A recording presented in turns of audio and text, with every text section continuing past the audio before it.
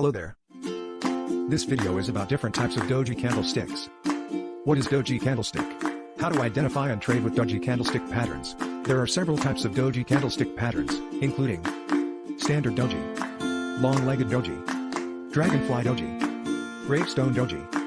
Standard doji, the opening and closing prices are the same or very close, resulting in a candlestick with a very small real body and long upper and lower shadows. Long-legged doji, similar to a standard doji, but with much longer upper and lower shadows. Gravestone doji, a doji pattern with a long upper shadow and no lower shadow, resembling a gravestone. Some practice examples of doji candles.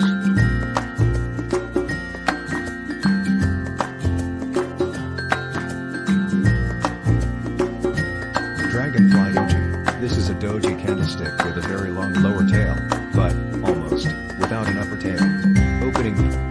Gravestone doji, this is a doji candlestick with a very long upper tail, but almost without a lower tail. Opening price equals closing price equals lowest price.